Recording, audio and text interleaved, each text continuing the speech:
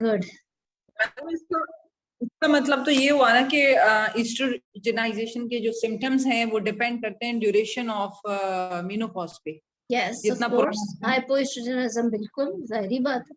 थोड़ा सा because recording अब शुरू हुई है, जल्दी से बता देते हैं कि 50 years old, para 2+1 previous SVDs with last child born 15 years back, non-diabetic for 8 years, and now vaginal bleeding, irregular vaginal bleeding for 1 year case है हमारा, और इसके ऊपर हम बात कर रहे थे।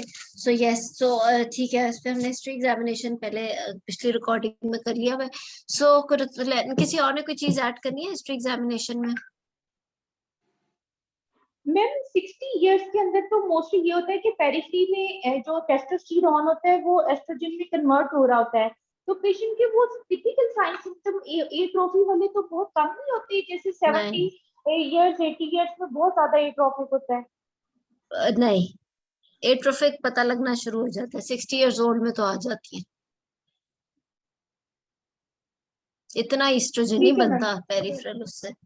ठीक है मैम, ये केस जो है 50 इयर्स का है, इसमें किस तरह हमें मिलेगा? ये तो अभी बात करने लगे हैं ना, ये तो अभी बात करने लगे हैं कि मेनोपॉजल है भी कि नहीं, पहले तो ये प्रूव हो जाए। है बाय डेफिनेशन जो मैंने पढ़ा हुआ है 51 इयर्स। डॉक्टर आफ्टर 1 year तो अगर ये मेनोरिया हो तो फिर तो कंफर्म हो जाता है ना मेनोपॉज? बिल्कुल ठीक है, बिल्कुल हो सकता है, बिल्कुल। और सेकेंडली ये कि उसके बाद लेकिन मेडिकली आप फिर भी और प्रूफ कर सकते हो। क्या करोगे मेनोपॉज प्रूफ करने के लिए? FSH लेवल कैसे? FSH कैसे कराएंगे? एक FSH वैल्यू पे मैम 4 to 6 weeks apart और more than 25 इंटरनेशनल यूनिट पर लीटर से ज्यादा होगा तो बिल्कुल ठीक है, 2 times कराएंगे। बिल्कुल ठीक है, बिल्कुल ऐसे ही है। इसका मेरा ख्याल है नाइस गाइडलाइन है इसकी, HRT वाली शायद गाइडलाइन है, उसके अंदर है ये सारा कुछ इसका मेनोपॉज का लिखा हुआ। ठीक है, गुड। अच्छा चलो अब बताओ फिर आगे, अब इसकी इन्वेस्टिगेशंस करो तो लाइन कर लेते हैं, ठीक है? जी मैडम।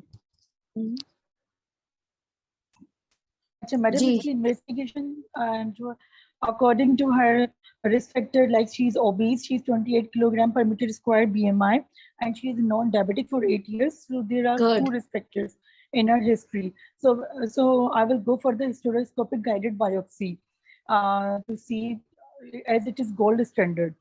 If it's available. नहीं, हम तो इन्वेस्टिगेशंस की पहले बात कर रहे हैं ना, बेसलाइन के अलावा क्या इसमें आप मांगोगे? अच्छा इन्वेस्टिगेशन, चल अच्छा ठीक है सर। मैडम बेसलाइन के अलावा जो है हम इसका करवाएंगे, टीवीज करवाएंगे to see the endometrial thickness, myometrial echogenicity and any adnexal pathology and uterine size, और क्या और CBC importantly to see her HB level. वो तो बेसलाइन में आ जाएगा, और बेसलाइन में हो गए हैं, मैंने बेसलाइन के अलावा कहा।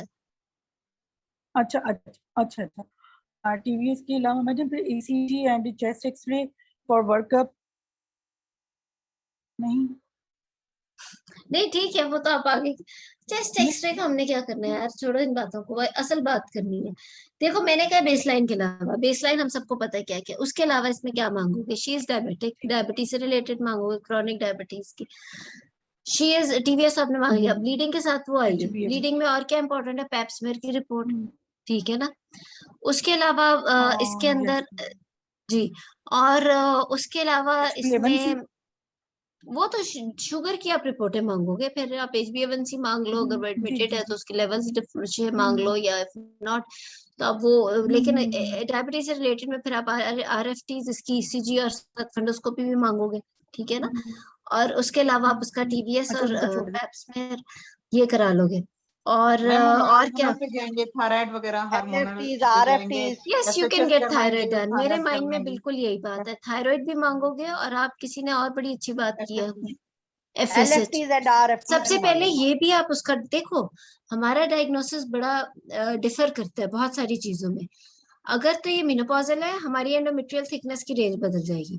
अगर इसके FSH मेनोपॉजल एज ग्रुप में नहीं आते, हमारी TVS की एंडोमेट्रियल थिकनेस की मैनेजमेंट बदल जाएगी। हमने पहले ये भी प्रूव करना है कि is she really having post menopausal bleeding और नॉट। ये बहुत कंफ्यूजिंग बात है. She is 50. Though she was amenorrheic for 2 years, but now she's having bleeding periods or maybe irregular bleeding for last 1 year. We need to know exactly if she is menopausal or not. वो हम FSH की value से पता करेंगे. अगर तो menopausal है, फिर TVS के ऊपर जो endometrial thickness है, उसके बाद हमारी मैनेजमेंट और है. If she is not menopausal, तो फिर TVS पे जो endometrial thickness आती है, वो हमारे और हिसाब से हम चलेंगे. I hope you're getting my point, right? जी Yes, ma'am, madam to rule out So it the is that important in this patient to know if she is menopausal or not. इस वजह से मैं हिस्ट्री एग्जामिनेशन में से बार बार बोल रही हूँ कि ये चीज आपको आपके हिस्ट्री से ही एंजाइटी शुरू हो जानी चाहिए, क्योंकि आपको एंडोमेट्रियल थिकनेस की values are very very important and very different in menopausal and premenopausal ladies, right?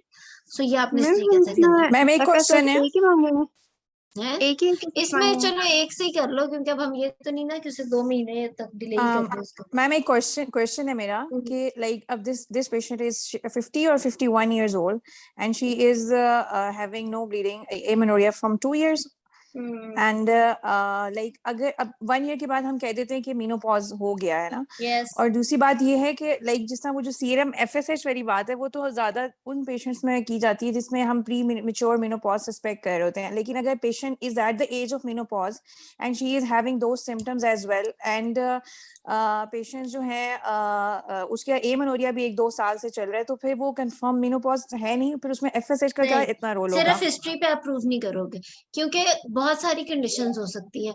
हो सकता है उसका थायराइड का साथ कोई मसला चल रहा हो सकता है उस वक्त उसका कोई PCO का चल रहा हो सकता है.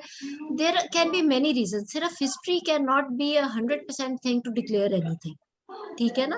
एक पेशेंट जो एमेनोरिक होने के बाद दोबारा ब्लीड करना शुरू कर देती है, at times you really need to reconfirm, specially borderline age group में, कि उसका मेनोपॉज हुआ भी था कि नहीं हुआ था. सिर्फ हिस्ट्री के ऊपर आप डिक्लेयर नहीं कर देते हो. It's history with the investigation as well. ठीक है? क्योंकि यहाँ पे तो आपकी मैनेजमेंट ही बदल जाएगी. आप इसका FSH कराओगे, तो अगर इसका FSH नॉर्मल रेंज में आ जाता है, प्री मेनोपॉजल रेंज में, तो क्या आप मानोगे नहीं कि ये मेनोपॉजल नहीं थी? We have seen patients who do not get periods for even for a year or so in PCO as well. ये कोई अनहोनी बात नहीं है. Ma'am, what about pregnancy rule out in this case? Can we do? ये interesting सवाल है. करना है तो कर लो, लेकिन उससे पहले मेनोपॉजल को रूल आउट करो. अगर मेनोपॉजल नहीं निकलती, फिर आप उसका मांग लो प्रेगनेंसी टेस्ट, लेकिन आप पहले FSH मांग लो. इसमें आप डायरेक्टली बीटा HCG नहीं मांगोगे, आप FSH मांगोगे. और अगर एग्जामिनर दे देता तो ठीक है, नहीं तो कह सकते हैं further investigations will depend on my FSH report. तो लेकिन 50 इयर्स एज है, तो 50 इयर्स पे PCOS का इतना ज्यादा वो तो नहीं है कि इसको 2 लेकिन इयर्स नहीं, she was 48, she was 47 बल्कि when she did not have periods, right? Yes, 47 और 48 में she did not have periods. Then for 1 year she was bleeding. So she was 47 when she got amenorrhea. Madam वो तो उसकी अगर PCO की history होगी, वो तो उसकी यंग एज से चल रही होगी. इस टाइम तो नहीं PCO इसको 47 इयर्स ऑफ एज पे अचानक से होगा. हो सकता है बीच में उसको यंग एज ग्रुप में भी होते रहे हो. ये थोड़ी उसने बताया कि बीच में कोई 20 साल पहले उसको 3 महीने पीरियड्स नहीं आते थे, फिर आते थे. इनफ्रीक्वेंट साइकिल्स उसको कभी जिंदगी में रहा हो, you never know. Doctor her menopause अगर एमेनोरिया हो जाता है तो हम FSH तो नहीं कराते हर पेशेंट का? इसमें तो आप 1 साल से ब्लीड करती भी आई है पेशेंट. देखो, एमेनोरिया के बाद इसको 1 साल से ब्लीडिंग है पेशेंट को, तो there is no harm if you can differentiate कि ये मेनोपॉजल थी भी कि नहीं. ओके मैम, पर ये हाई रिस्क तो है ना एंडोमेट्रियल CA के लिए? यस बिल्कुल. और ये प्रोबेबली निकलेगी भी post menopausal, because 2 years is a long time. लेकिन आप सिर्फ हिस्ट्री के ऊपर नहीं इस चीज को कंफर्म करके बैठ जाओगे कि ये मेनोपॉजल नहीं है या है, राइट? तो आप it's better you just need to get one blood test done.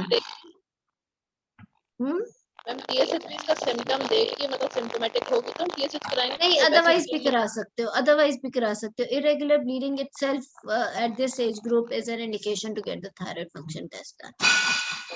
Ma'am इस एज में हम एंडोमेट्रियल थिकनेस पे भी रिलाई नहीं कर सकते कि हमें पता नहीं है कि या तो CA है या जो है वैसे जो एंडोमेट्रियल थिकनेस है. तो FHS के बाद ही हम करेंगे, जैसे आप कह रही थी पहले. जी ये ना हो कि हम मिस ना कर दें CA को. ऐसे ही है. बिल्कुल। तो मैम फर्स्ट ऑफ ऑल हम इसका कंफर्म करेंगे मेनोपॉजल स्टेटस। हाँ, FSH तो कराना है। Okay, thank you ma'am. ठीक है, वेलकम। ठीक है। मैम ये आप इस वजह से कह रहे हैं कि क्योंकि ये बॉर्डर लाइन एज है, इस वजह से हम लोगों ने FSH जी, करवाना इफ शी और was ma'am 55 years of age, पिछले 5 साल जी से मेनोपॉजल होती, फिर तो जरूरत नहीं थी। ये बिल्कुल बहुत अच्छा पॉइंट आपने ने किया। ये she is 50 years of age, she got amenorrheic when she was 47. सो ये बड़ी एक कंफ्यूजिंग एज ग्रुप है। हालांकि हमारी मैनेजमेंट बहुत डिफर करेगी। मेनोपॉज के अंदर हमारी 4 mm अगर एंडोमेट्रियल थिकनेस है, तो प्री मेनोपॉज के अंदर बिल्कुल ही डिफरेंट है। 8 mm और 12 mm की वाली एंडोमेट्रियल थिकनेस की वैल्यू आ जाती है। लेकिन अगर यही पेशेंट 55 की होती तो बात और होती।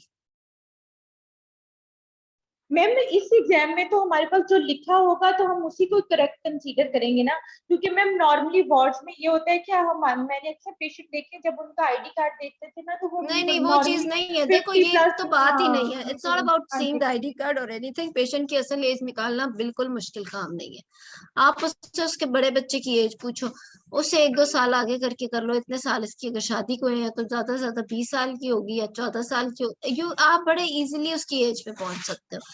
और अगर वो 14 साल या 16 साल की उम्र में she got married for example, then you can even ask from the menstrual cycle, which is a rare thing to happen. तो वो कोई इतना मुश्किल काम नहीं है। Real age of patient you don't need to see the ID card. वो फिर अब आपकी अपना अपना स्किल है। वो मुझे लगता है 4 साल की ट्रेनिंग के बाद सबको आ ही जाता है पेशेंट की असल एज निकालना। तो वो एज जी इज मैम, नॉट अ ठीक है, प्रॉब्लम। ठीक है, थैंक यू मैम। ठीक है, चलो वेलकम। ठीक है जी गुरुतुलैन। सो यस, अच्छा टीवीएस जो आपने मांगा, आपने जो पेल्विक एग्जामिनेशन बताया था उसमें 12 वीक साइज यूट्रस थी। हालांकि मैं सुनना चाह रही थी कि बिकॉज जी मैडम यूट्रस का 12 साइज वीक। नॉर्मल से ज्यादा आपने बताया, तो I really wanted to know कि उसकी कंसिस्टेंसी फर्म थी या उसकी सॉफ्ट कंसिस्टेंसी थी या रेगुलर बॉर्डर्स थे। बिकॉज व्हेनेवर आप कोई एग्जामिनेशन के ऊपर एबनॉर्मल फाइंडिंग बताते हो तो उसको इतना एलैबोरेट करते हो कि डायग्नोसिस हमारे सामने आके बैठ जाए। हमारी शायद गायनी की फील्ड इज ओनली फील्ड जिसके अंदर हम डायग्नोसिस अपनी हिस्ट्री एग्जामिनेशन में बता देते हैं। उसके अंदर हमें डायग्नोसिस तक पहुंचने के लिए बहुत लंबे चौड़े काम भी करने पड़ते। तो इसमें you said that the uterus was 12 week size, but then you did not mention about the consistency.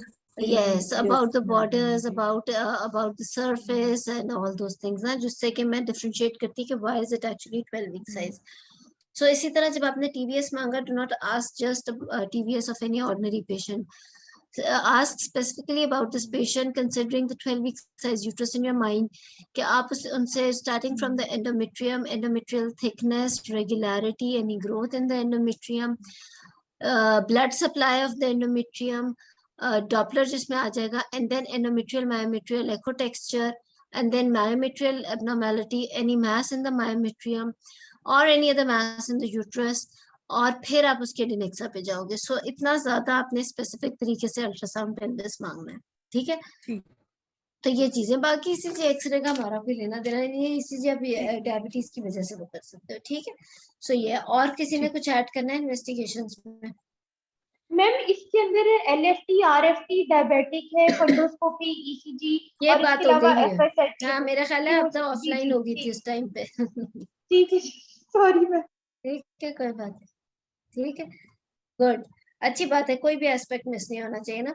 अच्छा, सो पैप्समेयर भी मांगेंगे और आप कह सकते हो कि any biopsy, endometrial biopsy done before, हो सकता है उसकी कोई पेपेल बायोप्सी हुई हो ओपीडी में। So any report of any biopsy done before पूछ लोगे उससे। ठीक है, तो ये आपने सारा कुछ मांग लेना है। उसके बाद अब जल्दी से मैनेजमेंट कर लेते हैं। कहाँ गई कुरुतुलैन? अच्छा, मैं आपको थोड़ी सी इन्वेस्टिगेशंस बता दूं। एफएसएच मेनोपॉजल एज ग्रुप ये, ठीक है। और अब टीवीएस की फाइंडिंग के अंदर जो एंडोमेट्रियल थिकनेस है वो 6 mm है रेगुलर। ठीक है, ठीक है, रेगुलर, ठीक है। FSH manageable 6 mm. Then, madam, I will go for and hysteroscopic guided biopsy to confirm the थोड़ी बोल देना, diagnosis. सारा बोले ना, पहले काउंसिल करो मैं पेशेंट को वो सारा कुछ। Okay, now, madam, I will counsel the patient along with her partner, her husband, that your TVS has has got some problem, like this is more than the postmenopausal endometrial thickness 6 mm. So I wanted to do her biopsy to confirm my diagnosis about whether she is suffering from any cancer or like this. So now I will ask her opinion, whether she wanted to have GA or not, general anesthesia, or inpatient admitted she has to for hysteroscopic guided biopsy and for DNC too. And for PIPL, I can do in my office, in my clinical setting. If she is not willing for GA, and if she is getting any comorbid, and if she is high risk for GA. And अच्छा ठीक है, देखो बात ये है कि आता आपको है, कॉन्सेप्ट है, लेकिन आप बोलते बिल्कुल अच्छा नहीं हो। ये क्या स्टेटमेंट हुई that she is having to check if she is having anything like cancer और like this? What is anything like cancer और लाइक दिस? ये बड़ी सीरियस बात है। पेशेंट को आपने बड़ा क्लियर कट बात करनी है। एक तो आप कैंसर का लफ्ज बोल रहे हो और ऊपर से आप लाइक दिस लाइक दैट, क्या बात होती है? मतलब once you have made a diagnosis you have to be very very sure. So इस तरीके से नहीं। So if a patient you think that the endometrial thickness of this patient is more than normal on the TVS and because she is menopausal, तो आप इस तरीके से नहीं, आप उसको काउंसिल करोगे कि considering all the risk factors like diabetes और obesity, जो आपने ये सारे risk factors आप बोलो ना कि ये सारे इसके अंदर हैं, तो आप कहोगे कि considering all this I need to take the biopsy because there can be chances that this thickness is showing some pre-malignant change or some malignant change, right? Or however, the ultimate diagnosis will be made after histopathology report. क्योंकि आप अगर patient के सामने cancer का लफ्ज बोल दोगे तो जब तक बायोप्सी की रिपोर्ट नहीं आएगी, वो 2 हफ्ते तक तो रातों को नींद नहीं आएगी उसके घर वालों पर उसको।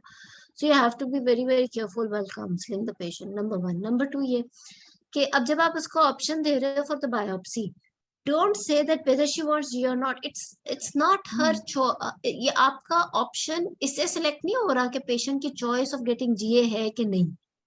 आपकी सिलेक्शन इस बात पे डिपेंड कर रही है कि बेहतर रिजल्ट या बेहतर सैंपल या बेहतर रिलायबल रिपोर्ट किस प्रोसीजर से आ सकती है। वही बात आपने पेशेंट को बतानी है, फिर पेशेंट सिलेक्ट करेगा कि उसने किस तरीके से करानी है बायोप्सी। 3 तरीके हैं बायोप्सी कराने के। इसी तरह बोलना है, there are 3 ways by which I can get the endometrial biopsy. Number 1, PIPL done in the outdoor without anesthesia. Number 2, blind DNC, which is done under GA, but it's a blind procedure. Sample is taken from all walls of the uterus, but there is no direct visibility inside the cavity. Number 3 is hysteroscopic guided, और उसके अंदर direct vision of the endometrium is there and the sample is taken. Obviously, more sensitivity, more sample, reliable sample collection is in hysteroscopic guided DNC. So आपको exact sensitivity या sample collection का पता होना चाहिए। पिपेल के अंदर अगर 70%, then blind DNC में around वो आप लोग ये चेक भी कर लेना 85 to 89% है, तो ये hysteroscopic के अंदर definitely more than 95% sensitivity है to get the sample and get the right report. So exactly इसी तरीके से ये तीनों procedure बोल रहे हैं with the sensitivity values, with the GA देना है नहीं. It's not that if she wants to get GA or not. No, it's about how much sample you can get, how much reliable report you can get, and you'll tell these 3 things. And उसके बाद your expertise and the resources available in your hospital. If you have the hysteroscope, if you're doing the hysteroscopic biopsies, then yes, for you number 1 choice will be the hysteroscopic biopsy, right? लेकिन if patient wants she wants PIPL despite knowing कि उसकी sensitivity comparatively कम है, but she doesn't want to get the GA and the operative procedure, तो फिर आप उसका PIPL की तरफ कर सकते हो. But now the patient knows कि more sensitive is the hysteroscopic guided या at least blind DNC भी, ठीक है, उससे भी सैंपल इतना बुरा नहीं आता. सो इस तरीके से आप करोगे and then further histopathology report will depend. इस सारी बात के अंदर करोतिन एक बहुत इंपॉर्टेंट एस्पेक्ट आपका रह गया, जो कि अगर हम मैनेजमेंट में भी बोलते और भी अच्छा लगता. व्हाट इफ के 2 साल से वो मेनोपॉजल थी and now she is on HRT.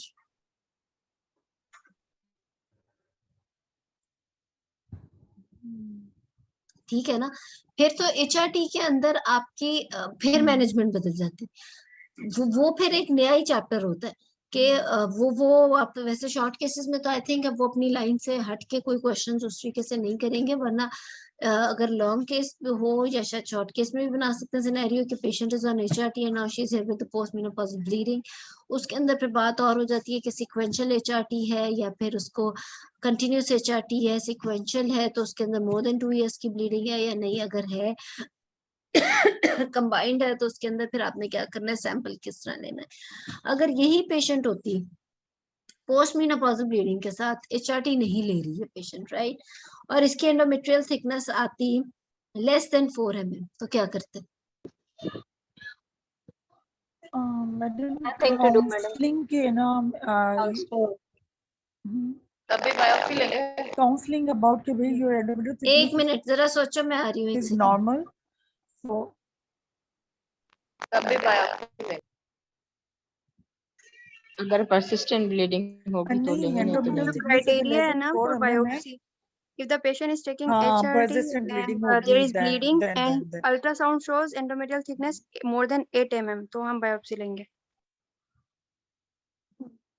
yes बिल्कुल, and without sorry, symptom and हाँ जी, अब HRT बताओ क्या 11 फैसला होगा? mm पे biopsy मैंने लेंगे। मैडम मैं क्या, बताऊं, एक मिनट पहले मेरा सिनेरियो दोबारा सुन लो। यही पेशेंट है जो कुरुतलैन ने हमें बताया है, she is not on HRT, she is post menopausal and on TVS, उसका endometrial thickness is less than 4 mm।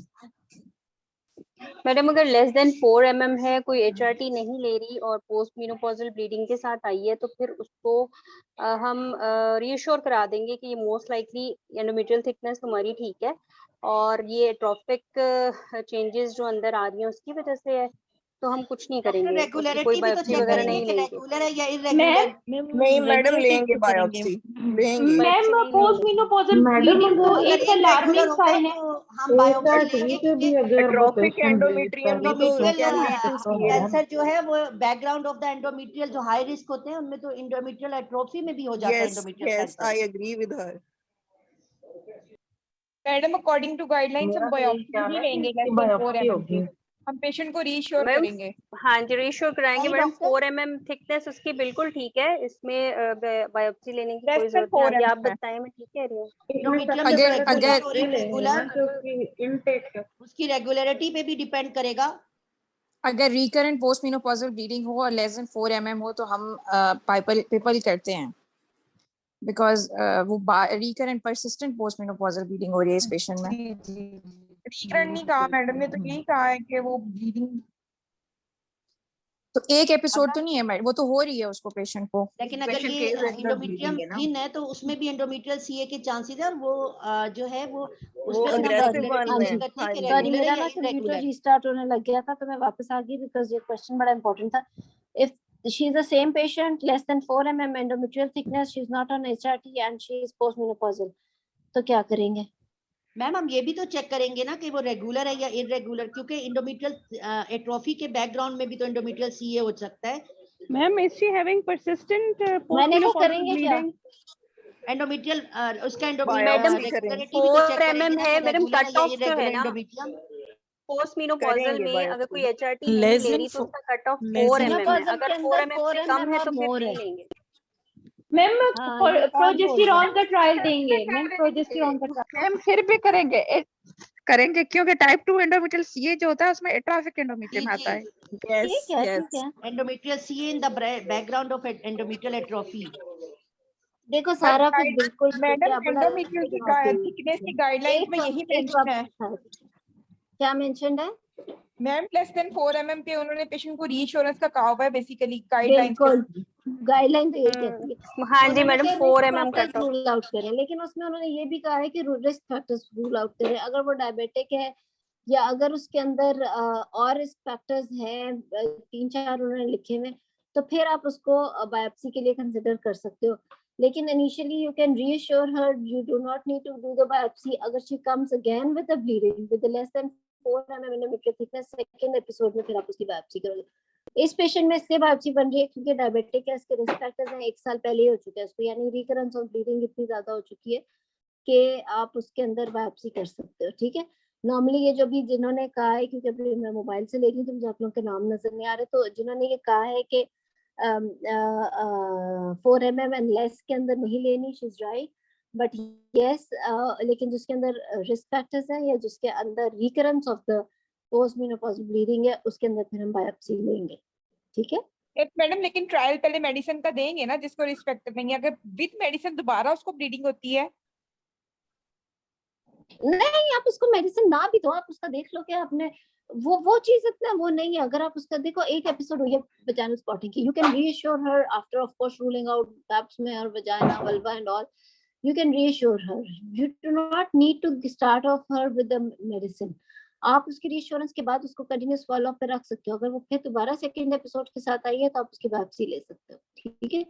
अगर यही पेशेंट है जिसकी 6 mm endometrial thickness थी, we did the hysteroscopic endometrial biopsy. कुरुतलैन है ना अभी ऑनलाइन?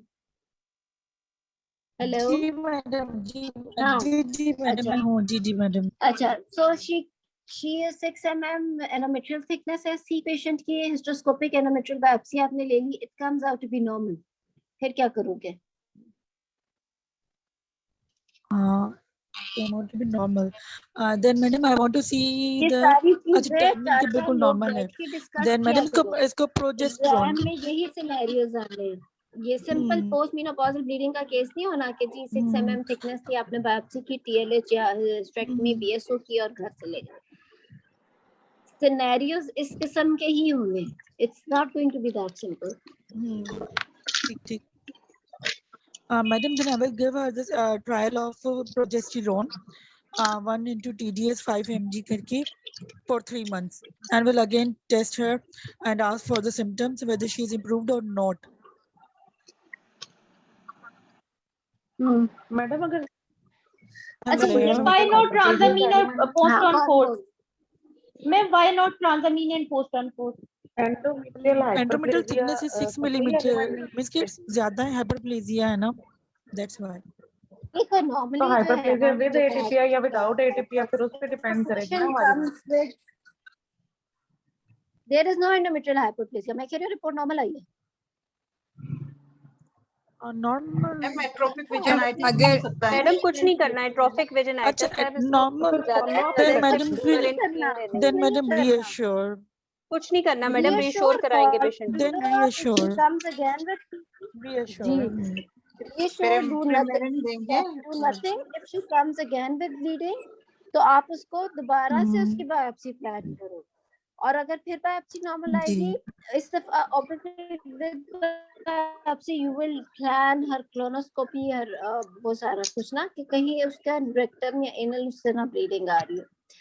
अगर फिर भी उसकी नॉर्मल सारी फाइंडिंग्स आती हैं, यानी सेकंड टाइम बायोप्सी में सब कुछ नॉर्मल आता है, उसका क्लोनोस्कोपी वगैरह सब नॉर्मल आता है, even then you can send her home reassuring her. Third episode में अगर वो फिर आती है, then do her hysterectomy and BSO.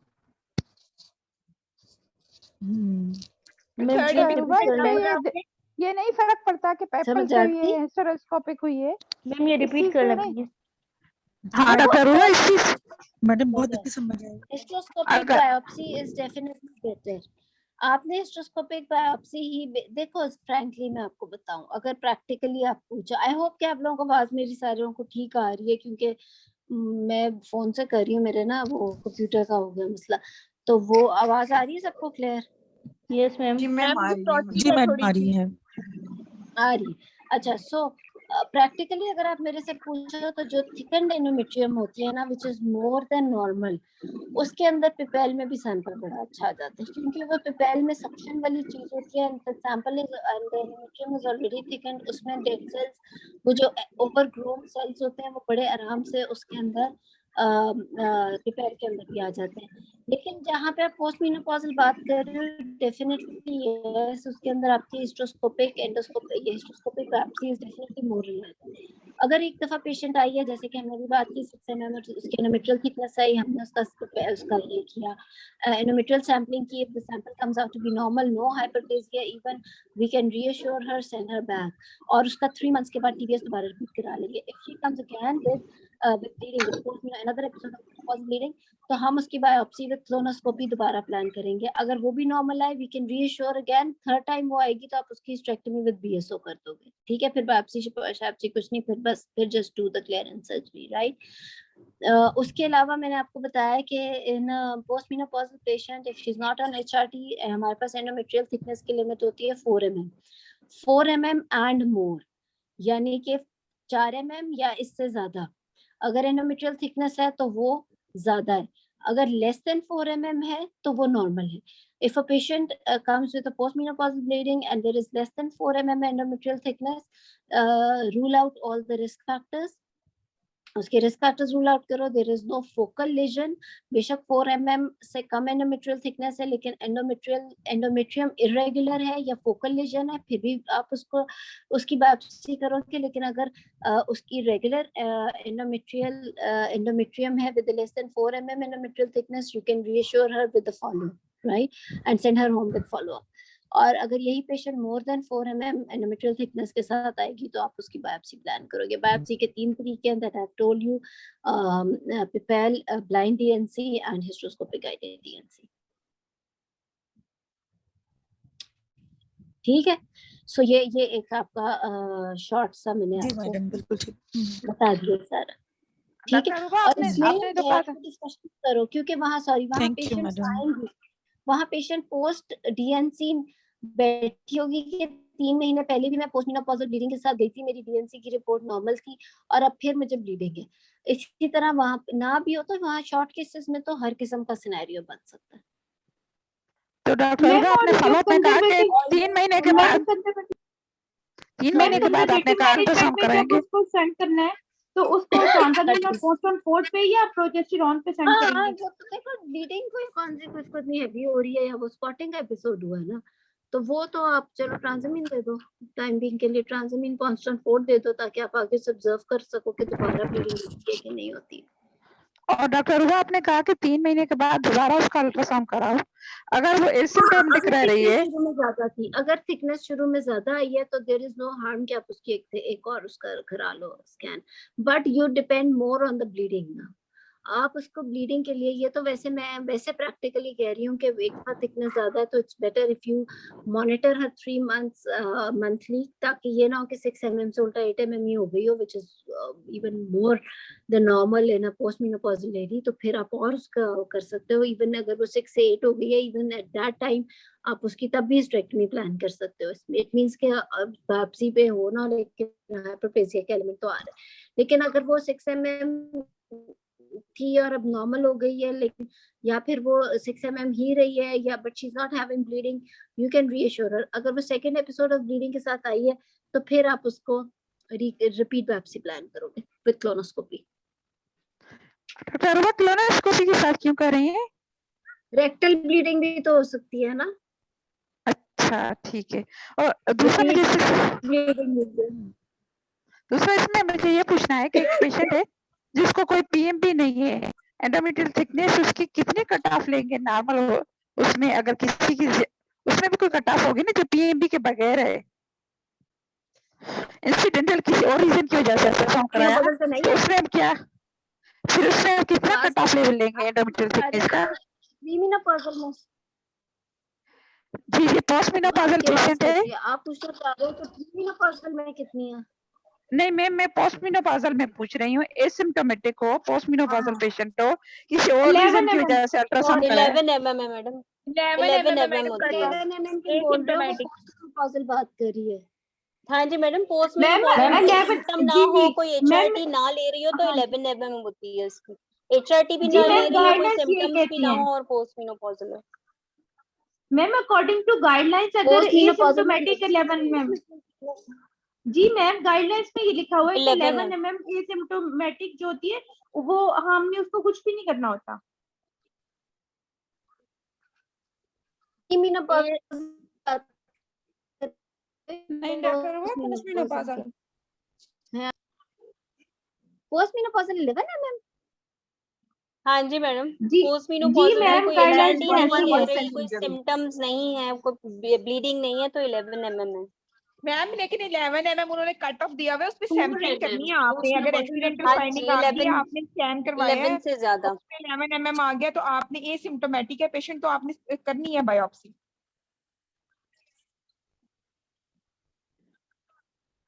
11 mm is too high, मैं नहीं मान रही यार। मैडम ये लिखा मैम हुआ न्यू है गाइडलाइन में यही मैडम, है टॉग कि में है मैडम, एसिम्प्टोमेटिक के टॉग 11 mm है गाइडलाइन और में नहीं है उन्होंने मैडम, फर्स्ट लाइन पिपल कहा हुआ है टॉग में उसमें, है लाइक मैडम, उन्होंने कहा कि पीपल की फर्स्ट लाइन सेंसिटिविटी टॉग पिपेल स्पेसिफिसिटी मैं बहुत टॉग आपको अच्छी है। बता रही हूँ ना, पिपेल का जो कॉन्सेप्ट है, बेसिकली पिपेल का कॉन्सेप्ट यही है कि उसके अंदर थिकनेस अगर ज्यादा है वो सैंपल आपका अच्छा आ जाता है, बल्कि एट्रोफिक के अंदर सैंपल इतना अच्छा नहीं आता, लेकिन अगर हिस्ट्रोस्कोपिक है, मैंने आपको सेंसिटिविटी डिफरेंट बता दी है। It's not about first line और व्हाट। ऑब्वियसली पिपेल तो 10 मिनट का काम है, आप वहीं पे मरीज आया, वहीं पे आप बैठे बैठे उसका वो कर लोगे, पिपेल कर सकते हो। उसके अंदर आपको आपको वो नहीं करने की जरूरत होती, वेट करने की या आपको जीए देने का, वो सारा। तो it's a very easy one stop type procedure. खैर मेरा ना ये आ गया है, लैपटॉप का हो गया है। अरे एक सेकंड, Recording in progress. मैं एक तरफ से यहीं से खींचती हूँ।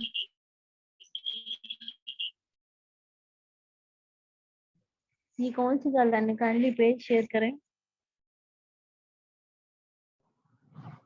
ऐसी एक बात है कि पोस्ट मेनोपॉजल पेशेंट में इतना एस्ट्रोजन होता है कि उसको उसकी थिकनेस जो है वो इतनी ज्यादा हो जाए और वो एसिम्प्टोमेटिक भी रहे, मुझे समझ नहीं आता। जिन्होंने पढ़ा है वो पेज शेयर कर दें ग्रुप पे।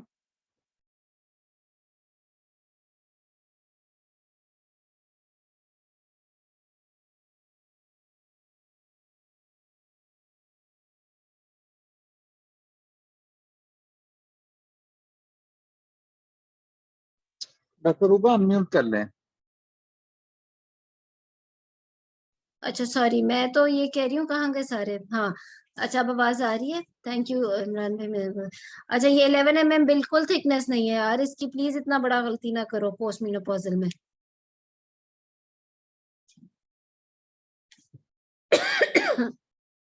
हेलो, कहाँ गए सारे? जी मैडम आप ठीक कह रही हैं। यार शेयर करो, कहाँ लिखे 11 post mm? Menopausal madam, post menopausal और no symptoms and with HRT and with symptoms, ऐसा था टॉग में। और कहाँ पे एग्जैक्टली था? नजर टॉग आता है में? मैडम, शेयर करते हैं ये वाला ढूंढ के। टॉग में या गाइडलाइन जी में? जी मैडम, टॉग में। नहीं, ये आपने क्लियरली पिक नहीं किया। नहीं, गाइडलाइन में नहीं, टॉग में। Please don't do this in such a big forum. यहाँ पे 100 लोग अगर एक साथ क्लास अटेंड करें, don't use wrong references, don't use wrong values. ये मैं तो कांप गई। ये मतलब ये इतना गलत कॉन्सेप्ट है कि पोस्ट मेनोपॉजल में 11 mm thickness, you know what 11 mm is like a big polyp inside a post menopausal lady. मैं आपको भी एक फ्लो शीट भी शेयर कर रही हूँ, और मैं तो बिल्कुल इस चीज को नहीं मान रही कि पोस्ट मेनोपॉजल के अंदर 11 mm है। मैडम इट इज टॉग में बहुत सारी मिस्टेक्स भी हैं। नहीं नहीं नहीं, इसलिए please either it's a guideline तो चलो ठीक है, टॉक के अंदर बहुत सारी चीजों के मीनिंग समझने भी पड़ते हैं। And I am telling you and I share it with you, talk बहुत अच्छा एक पोस्ट मेनोपॉजल ब्लीडिंग है, उसके अंदर ब्यूटीफुल टेबल बना, ब्यूटीफुल फ्लो शीट बनी हुई है।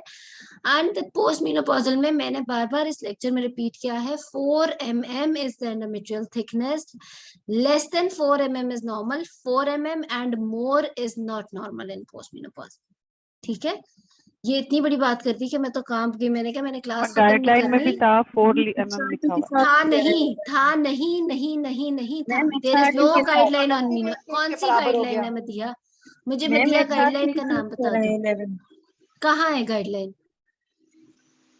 कौन सी वाली गाइडलाइन है? नाइस की है, RCOG की है, कौन सी है बताओ, जिसमें 11 mm पोस्ट मेनोपॉजल थिकनेस है? HRT के साथ इसका कट ऑफ क्या हुआ है? हाँ 4 mm विद ही HRT है ना यार, एंडोमेट्रियल HRT के थिकनेस। साथ और है।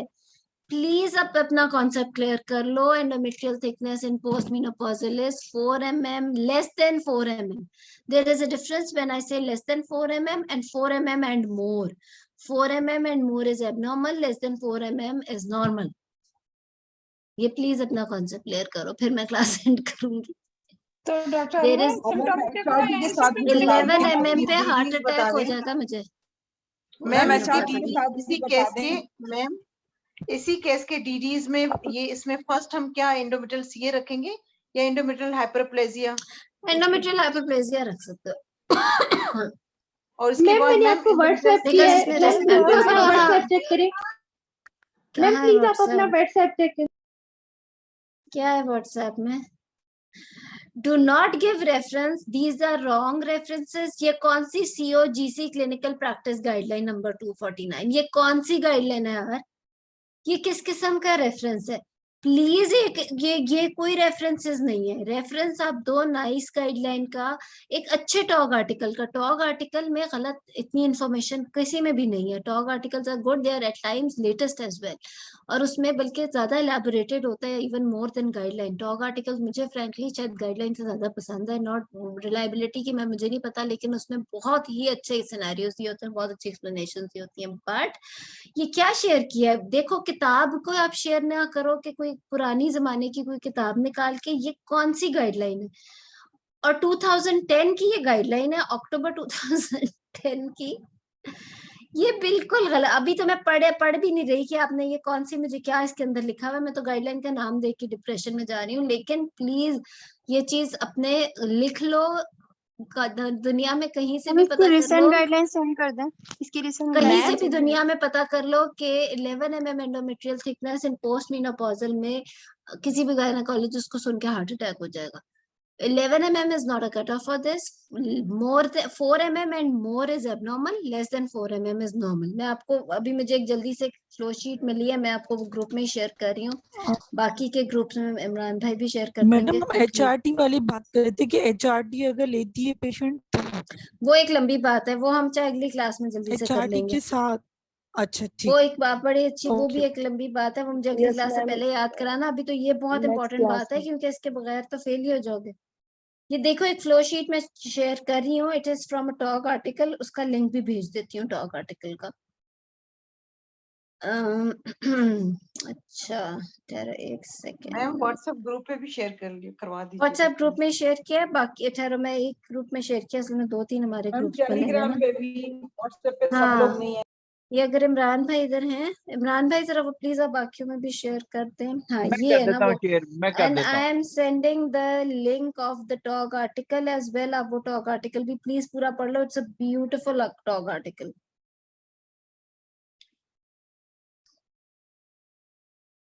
अबाउट पोस्ट मेनोपॉजल ब्लीडिंग, ठीक है, ये देख लो। और प्लीज ये 11 mm बहुत ना अच्छा बोलना हार्ट टॉपिक था, अटैक बहुत होने मजा लगा था, आया। ठीक है, ऐसा ना करना। ठीक है, सो गुड, आज बड़ी कॉन्सेप्ट क्लियर हुए हैं। देखो, post menopausal is not very easy. Post menopausal bleeding is not just going and doing TH and BSO in a patient. इसमें बहुत क्लैरिटी की जरूरत है। इसमें बहुत सारे सिनेरियोज बन सकते हैं, जैसे मैंने आज आपको बना के दिए। We can continue this class in the next class, क्योंकि काफी लंबी क्लास हो गई है।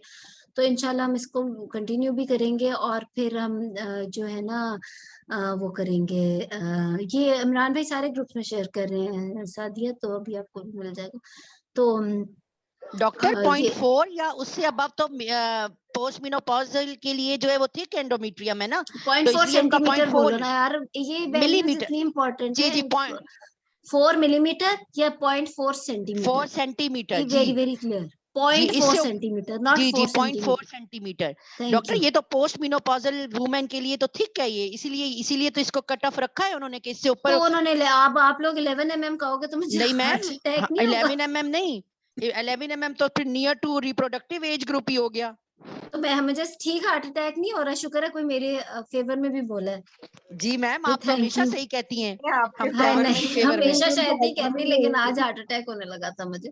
चलो 11 mm तो हजम कोई ही बात हुआ। नहीं, ऐसे याद रहेंगी चीजें। ये फ्लो शीट कर लेना, अगर पूरा टॉक आर्टिकल याद नहीं कर सकते, लेकिन ये फ्लो शीट भी बहुत अच्छी है जो मैंने अभी शेयर की है। ठीक है, चलो गुड लक। थैंक आज यू बड़े मैम। ज्यादा नए सिनेरियोज बने, मुझे खुद, मैंने बड़ा एंजॉय किया आप लोगों के साथ। Okay, Thank you, madam. Good Thank you very luck, Allah much. Hafiz good करो मैम। तलैन। Allah Hafiz. अपने और ज्यादा अच्छा वो उसको कॉन्सेप्ट्स को कर लो। You are very good in your speech otherwise, माशाल्लाह। ठीक है, मैम मुझे ओके भी कुछ madam. कहना है Okay. आपसे। आई लव हाँ यू जी, ma'am, thank you. Thank you भी, थैंक यू जी। All take like care, I you. Love you all बच्चों। अल्लाह चलो हाफिज। ओके, टेक केयर, Take हाफिज, care. हाफिज। God bless you.